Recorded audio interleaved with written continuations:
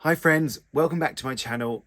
My name's Jack, this is Jthbooks, and it is time for the first TBR of 2023. What a terrifying thought. So, it is that time. This is going up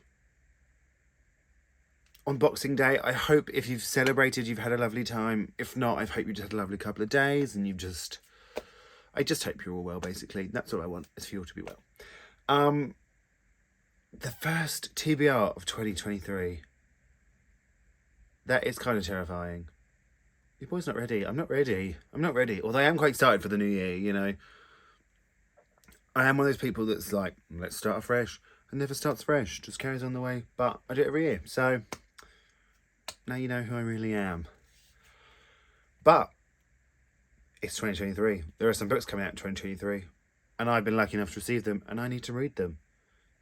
So you can kind of tell where my reading month. So first up, I always like to start the year with what I think is going to be a banger. I done it last year. It's a 5-star read. Still one of my favourites. Will be in my top 10 that you're going to see soon. Ish. Yeah, it must be. You'll see it somewhere, obviously. But I am going for A Day of Fallen Night by Samantha Shannon. This is the prequel to The Pride of the Orange Tree, which I read earlier in the year and I absolutely loved. So this is a 5-star prediction for me. Maybe I shouldn't have that expectations, but they're there. I've got them. There's nothing I can do. I have heard the beginning is quite info dumpy, but well, I've read it recently, so maybe it will be for me. I don't know. We'll find out, won't we? I'm not gonna read you the synopsis just in case it ruins anything if you haven't read The Pride of the Orange Tree. I did do a vlog for The Pride of the Orange Tree. I'll link it down below because it was my first one and it went wrong, obviously. Well, there isn't even a synopsis, so I'm not going to read you it because I don't know it myself. All it says is, Mother, we are your daughters. We remember, we remain. Now, they called the lady who ran the Priory of the Orange Tree Mother, so that's what I guess this is about. But yeah, let's be honest, this could be the only thing I read generally. Look at the size of it. But very excited, very ready.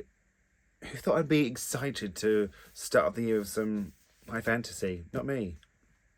Told you. I told you, start fresh tonight. Then I was like to get this sent to me, and this is dazzling. Now, this come unannounced, but it sounds so fantastic, and it is out on February the... Well, just this February. It's out in February. Yes, February. This is out February too. And I'm just very, very excited for it. It is Nigerian fiction, which I have been absolutely loving Nigerian fiction lately. I've loved the short story collection, God's Children and Little Broken Things. I loved, what's it called? Vagabonds. So, you know, let's keep the Nigerian fiction going. Treasure and her mother lost everything when Treasure's daddy died. Haggling for scraps in the market, Treasure meets a spirit who promises to bring her father back, but she has to do something for him first. Osmena has an itch in the middle of her back that can't be scratched, an itch that speaks to her destiny, to defend her people by becoming a leopard. Her father impressed upon her what an honour this was before he vanished, but it's one she couldn't want less. She has enough to worry about as she tries to fit in at new school. But as the two girls reckon with their burgeoning wildness and the legacy of decisions made by their fathers, Osmena's fellow students start to vanish. Treasure and Osmena will face terrible choices as each must ask herself, in a world that always says no to women, what must two young girls sacrifice to get what is theirs? I just think that sounds absolutely brilliant. And I feel like it's been a while since I read some good literary fiction. So let's hope that's what this is. Like I said, it's out in February from Wildfire Books. Thank you for sending that to me. And next I'm going to read this novel by Jessica George. Now this too is out in February. See what I'm doing? The 16th of February. A poignant coming-of-age tale about finding strength, hope and courage. I am very, very excited for that. I've heard nothing but good things. Meet Maddie. All her life she's been told who she is. To her Ghanaian parents, she's the one who takes care of her family. Her mum's stand-in, her dad's carer, she's the responsible sister, the quiet friend, she's the one who keeps the peace and the secrets. Maddie knows what kind of woman she wants to be. The one who wears a bright yellow suit, dates men who definitely aren't on her mum's list of prospective husbands, and stands up to her boss microaggressions. Someone who doesn't have to Google all her life advice, who demands a seat at the table. But will it take losing everything to find her voice? Just brilliant. Again, I've seen some people read this and they've said brilliant, brilliant things. And I'm just ready. I love being excited about books. I'm very excited about these 3 books first. So, and also out in February. This is out February, a date that I can't tell you because I don't know. Oh, the 2nd of February, so early February. This is Brutes by Diz Tate. Now, I was very lucky to present this from Faber, and I'm very, very excited for it. In Falls Landing, Florida, a place of theme park and swampy lakes, something is wrong. Sammy, the local preacher's daughter, is missing. Nobody knows where she is, but somebody, a gang of girls, has been watching from a distance. From their balconies and behind the wall, and in the heat that's so hot the world starts to blur, they know something, and they're about to discover more, a dark secret about their fame-hungry town and the cruel cost of a ticket out. What they uncover will continue to haunt them for the rest of their lives. We would not be born out of sweetness, we were born out of rage. We felt it all in our bones. Doesn't that just sound brilliant? I know I keep saying that about every book, but I'm excited for January. You need to be excited about your books in January. It sets you up for the year. And I am very, very excited for this. It doesn't sound like my usual kind of read, but that's kind of why I'm excited for it. Like I said, out 2nd of February, very, very excited. Isn't that such a stunning cover? Now, if you have watched my December TBR, you will see that this book was on it. This month hasn't gone great for me, like, reading-wise. So, I do really want to read it. And it is Wandering Souls by Cecile Pinn. It is out in March. This one's out in March, the 2nd of March. But like I said last one, I'm going to the event. This author's going to be there talking about the book, so I don't know what they're talking about. So I've got to read it by the 18th. Because that's when the event is. One night, not long after the last American troops leave Vietnam, siblings An, Tan and Min flee their village and embark on a perilous boat journey to Hong Kong. Their parents and 4 younger siblings make the crossing in another vessel, but as weeks go by, it becomes clear that only one party has survived the voyage. An, Tan and Min suddenly find themselves alone in the world, without family or home. They travel on, navigating refugee camps and resettlement centres until, by a twist of fate, they arrive in Thatcher's Britain. Here they must somehow build new lives with only each other to turn to, but will that be enough in a place that doesn't seem to want them? In this piercing debut, the siblings' faltering journey is deftly interwoven with the voice of their lost younger brother Doe, following them from a place between the living and the dead, and the records of an unknown researcher intent on gathering together the strands of their story. I would have really liked to get to this one in December because I just think it has potential to be one of the favourites of the year. So maybe it'll be one of the favourites of the year in 2023. But deeply moving. I cried reading it. This person cried. You know I'm not going to stand a chance then.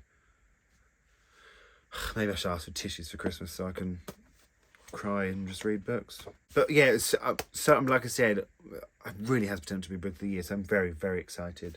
And I'm also going to be reading Fire Island, Love, Loss and Liberation in American Paradise by Jack Parlett.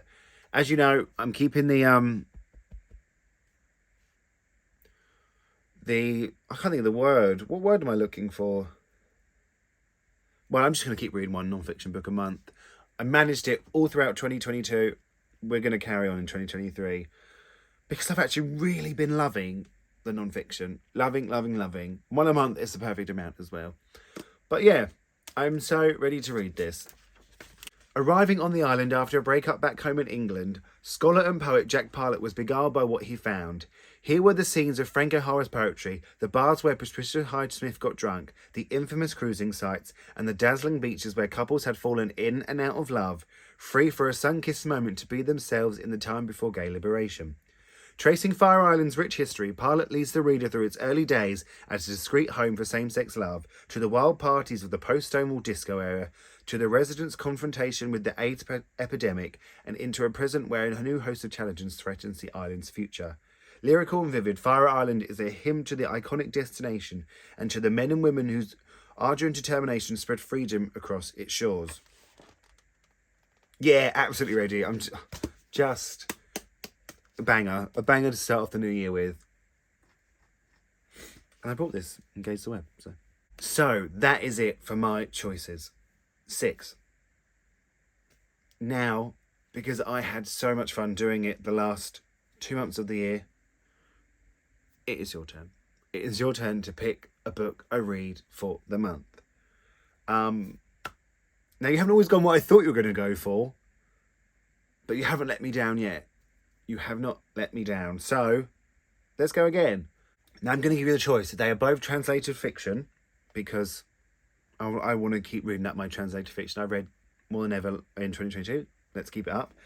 So we have Convenient Still Woman by Sayaka Murata, or Tokyo Yuin Station by Yuri Miri.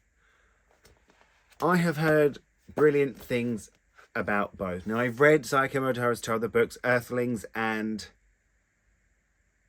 Life Ceremony, which is a collection of short stories. I've never read anything by this author. If that sways your decision, I don't know if it does, but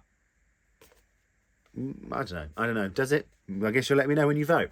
So let's find out what they're about. She's 36 years old, she's never had a boyfriend, and she's been working in the same convenience store for 18 years. Her parents wish she'd get a better job. Her friends wonder why she won't get married. But Keiko knows what makes her happy, and she's not going to let anyone take away from her convenience store. Oh. And this one? Born in Fukushima in 1933, the same year as the Emperor, Kazu's life is tied by a series of coincidences to Japan's imperial family and to one particular spot in Tokyo, the park near Yuno Station, the same place his unquiet spirit now haunts in death. It is here that Kazu's life in Tokyo began, as a labourer in the run-up to the 1964 Olympics, and later when he ended his days living in the park's first homeless villages. Traumatised by the destruction of the 2011 tsunami and enraged by the announcement of the 2020 Olympics. Oh, that sounds brilliant. That's how they both sound brilliant. I'll be happy with whatever you pick this month, and I trust you all. Both beautiful shades of pink. Pink, pink, pink. So that is the TBR. That will be 7 when you pick one.